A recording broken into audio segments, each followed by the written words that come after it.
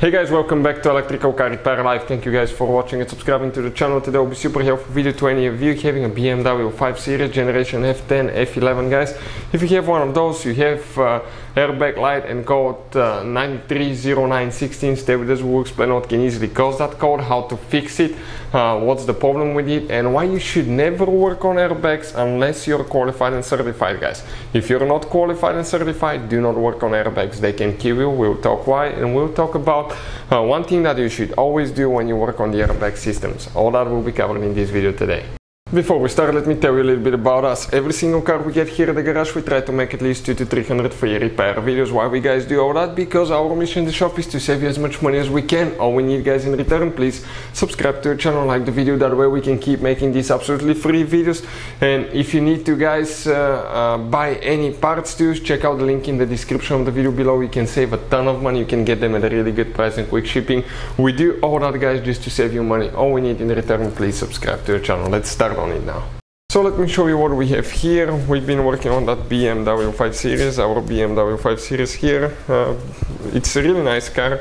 We'll have probably not say big work, but on our channels we'll have probably close to 500-600 videos on that car alone. We took the engine all the way apart. We'll be taking the transmission apart soon. Now we're working on interior.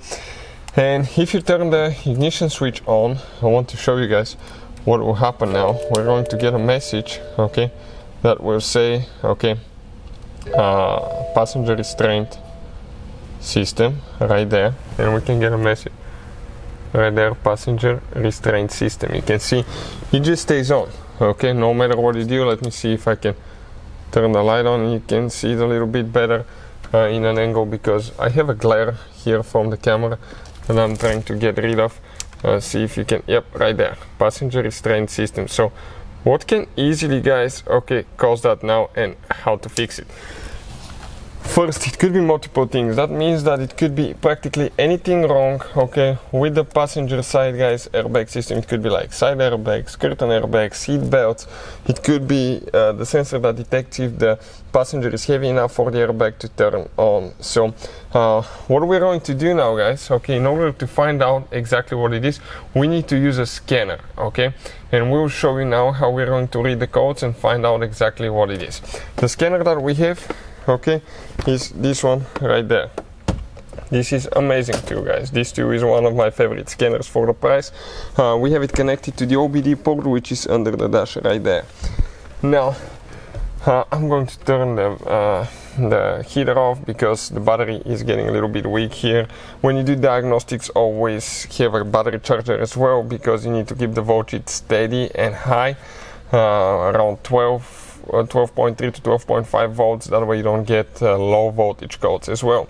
This scanner, we'll put the link in the description of the video below where you can get it from, but it works on any car you can think of, and it's a tool that can pay itself off in one-time use guys.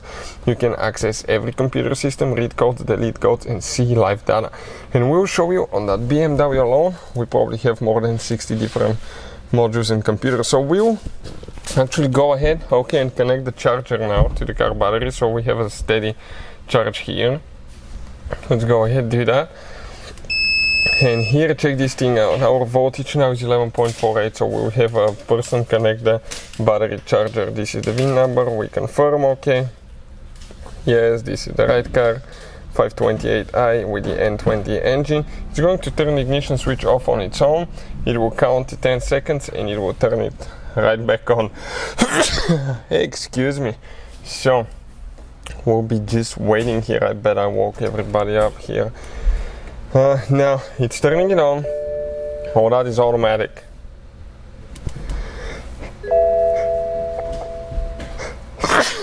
What's happening today? So we're going to go to diagnostics. We'll select control unit here. Under here guys you have drive. Check out how many different modules you could have. This is under chassis. Under body is unbelievable how many different modules and computers that vehicle may be equipped with. So now we're going to go ahead, okay, and select body, select airbag system. Here we'll select guys, okay, read codes, and here Okay, under reading codes, we can find that we have two airbag codes. One of them is because we have the passenger knee airbag removed, so we can fix the problem with the other one. So the passenger knee airbag, we will ignore that one. Permanent code means that there is a problem here. 930916, guys. That's the code, 930916. It says front passenger airbag stage 1 resistance too high. What can easily cause that? So if you go to live data, often you can even check these things out as well, guys. You can test different components as well, status of all the equipment and all that stuff, so you can check all that stuff if you want, what's installed, what is not, and blah blah blah, all that stuff, which is really, guys, okay, really convenient when testing things. So now we're going to go ahead, okay, and show you what can cause that. When working on airbags, okay, and anything that relates to airbags, close to airbags, if you're not qualified and certified, do not do it. Consider this entertaining video, not a how-to video. Another thing, guys, you need to disconnect the car battery for at least 1 hour before disconnecting airbags. That way you can minimize the chance for something to blow up. Something else, okay, will be you need to make sure that on these new cars you know which battery terminal to disconnect first and reconnect first. If you do it the wrong way, you can burn the electronics modules, and that can, guys, cost you thousands of dollars. How we know about that? We burn the modules on Mercedes, that airbag module that cost us $2,000. We'll disconnect the car battery and we'll continue after 1 hour. So if we come right here, what we did, guys, we removed the glove box. For any of you that want to see how to remove glove box on BMW 5 Series, we have the complete video on our YouTube channel, how to repair, guys, step by step. It's very tricky. If you don't do it right, you will damage, guys, okay, your dash severely. I mean, to the point that you may need to replace trim pieces. When you come right here, once you do all that, we come underneath. Check this thing out now. This is your passenger airbag. This is the airbag for the passenger side. It's a two-stage airbag. This is stage 1 right here. Stage 2 is towards the back right there.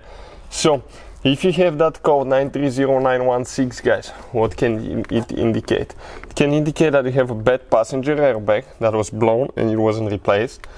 If the car was in an accident. Number 2, if the car was in an accident, the airbag was blown but the wire is melted or damaged, that can easily cause the problem as well. We see that quite often. Number 3, for some reason it was removed, replaced, and people, guys, okay, didn't disconnect that connector correctly. What can easily happen? That can, okay, cause that one as well, okay, because if you damage that connector, it cannot communicate correctly, and as a result you'll get this code. Ours was bad connector, guys, right here. So what we did, we actually replaced the airbag connector. We have a special video on the channel that explains how to do it. With the car battery, okay, with the car battery practically disconnected now, we can go ahead and connect it, and we will see, okay, if that takes care of the problem now.